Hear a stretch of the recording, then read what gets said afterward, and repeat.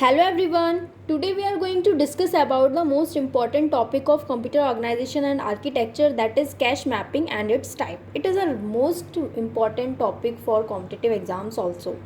So there is no need to learn something, just only focus on the topic and understand the things conceptually and logically, then you can solve the problem easily, no doubt. Okay, so firstly we discuss about cache memory. As you all know, the cache is a random access memory used by the central processing unit to reduce the average time to access memory.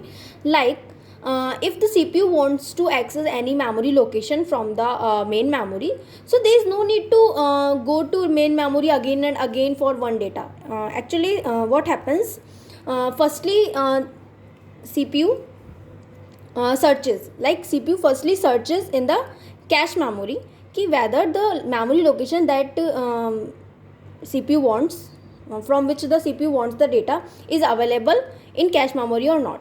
If there is a if that memory location or the is present in this cache memory, then it will access the data easily from the cache memory. There is no need to move to the main memory to access the data. Then if cache memory doesn't have that data, then CPU go to the main memory. So main is the cache memory. Cache memory act as an intermediate, means cache memory is faster than the RAM and hard और secondary HDD means secondary memory. Okay, तो CPU firstly जब भी CPU और cache memory in दोनों का जो speed होती है वो काफ़ी ज़्यादा होती है एज़ कम्पेयर टू रैम और like secondary memory and main memory. So this is also a point कि स्पीड मिसमैच होती है. CPU को मेन मेमोरी से डेटा एक्सेस करने के लिए टाइम ज़्यादा लगेगा as compared to cache, because cache का साइज़ थोड़ा कम होता है as compared to the main memory. ठीक है, तो अब इसमें हमारे कुछ टर्म्स होते हैं जिनको समझना ज़रूरी है. लाइक अगर हमने CPU ने क्या करा, उसे कुछ डेटा चाहिए, उसने कैश से बोला, कैश मेमोरी में जाके देखा क्या वो डेटा वहाँ पे अवेलेबल है. तो अगर वहाँ पे वो मिल जाता है तो उस टाइम क्या होता है, हिट हुआ. That is called cache hit. If data is present in the cache then it is called cache hit. अगर उसने पूछा कैश मेमोरी से कि क्या ये वाला मेमोरी लोकेशन पे डेटा तुम्हारे में पास अवेलेबल है, उसने बोला हाँ, देन कैश हिट हो गया. मीन्स यहीं से डेटा उसे मिल जाएगा, अपना काम करके चला जाएगा, उसे मेन मेमोरी के पास आने की ज़रूरत ही नहीं पड़ी.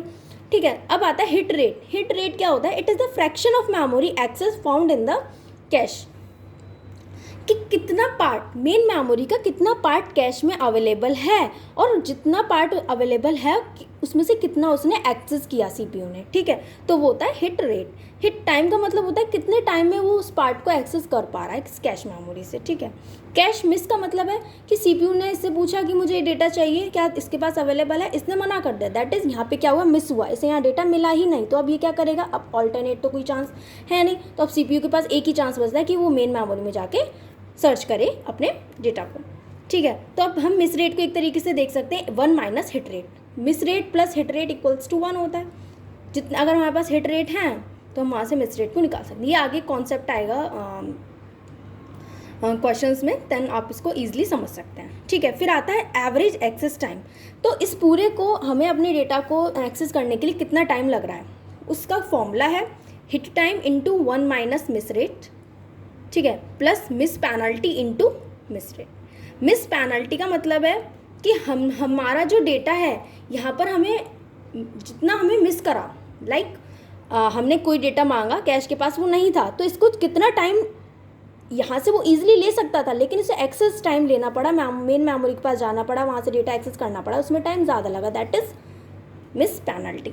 ओके, सो ये था हमारा कैश मैपिंग. तो मैपिंग किस तरीके से, मैपिंग का मतलब यहाँ पे क्या है कि हम क्या कर रहे हैं कि कैश मेमोरी में मेन मेमोरी से जब भी हम मेन मेमोरी से कोई भी डेटा, मतलब मेन मेमोरी से हम कोई भी डेटा जब हमारा कैश मेमोरी में आएगा तो उसको किस तरीके से मैप होगा, कि वो कैश मेमोरी की किस लाइन में जाके सेव होगा, किस ब्लॉक में जाके लाइन, यहाँ पे ब्लॉक्स को लाइन बोला जाता है, यहाँ पे ब्लॉक्स बोला जाता है, ठीक है। तो किस लाइन में होगा, तो उसके लिए हमें क्या करना पड़ता है, मैपिंग्स करनी पड़ती है, क्योंकि ऐसे मेन मेमोरी से डेटा ऐसा तो नहीं ऐसे ही आ जाएगा। सबसे पहले मैपिंग होगी कि वो किस पोजीशन पे जाएगा कैश मेमोरी में भी, क्योंकि कैश मेमोरी में भी कुछ ब्लॉक्स होते हैं, मेन मेमोरी में भी। तो यहाँ से डेटा इस पर जाएगा तो कहाँ से होगा, उसके लिए कुछ मैपिंग के कुछ टेक्निक्स हैं जो कि 3 टाइप्स की होती हैं। तो आज हम एक टेक्निक समझेंगे।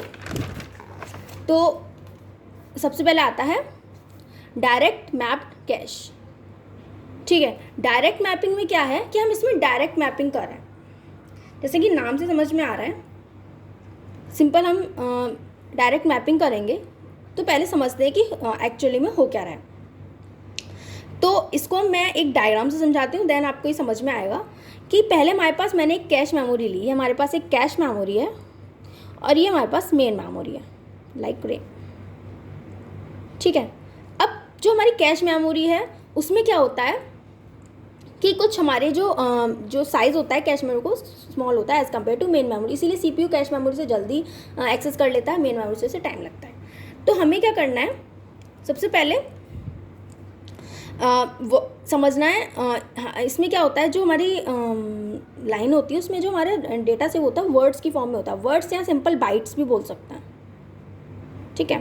तो 16 बाइट 16 वर्ड्स यहाँ पे हमारे सेव हैं। अब 16 वर्ड्स जो हैं वो किस में हैं, हमारे लाइंस में सेव हैं। लाइक हम जैसे ब्लॉक होता है, यहाँ पे ब्लॉक को यहाँ पे कैश मेमोरी में लाइंस की रिप्रेजेंट किया जाता है, ठीक है। तो हम क्या कर रहे हैं, हमारे पास 16 वर्ड्स एक कैश में सेव हो सकते हैं, तो हमने निकालिए लाइन का साइज़ कितना है कि एक लाइन में कितने सेव हो रहे हैं। उसके लिए हमने क्या किया कि ब्लॉक साइज़ 4 दे रखा है, मैंने मान लिया कि एक ब्लॉक जो हमारा वर्ड है उसके अंदर जो है 4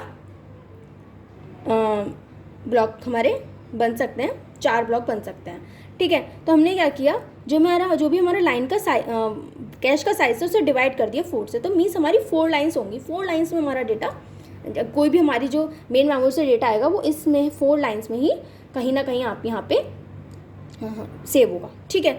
अब आते हैं इस साइड में, लाइक मेन मेमोरी में क्या हो रहा है कि हमारे मेन मेमोरी में काफ़ी ज़्यादा डेटा होता है। तो हमने क्या किया, हमने मान लिया 128 टोटल वर्ड्स हैं। अब 128 वर्ड्स को रिप्रेजेंट करने के लिए उनके एड्रेस कितने बिट के होंगे, 2 की पावर 7, लाइक 7 बिट के उनके क्या होंगे, एड्रेस होंगे, ठीक है। 7 बिट के एड्रेस हो गए।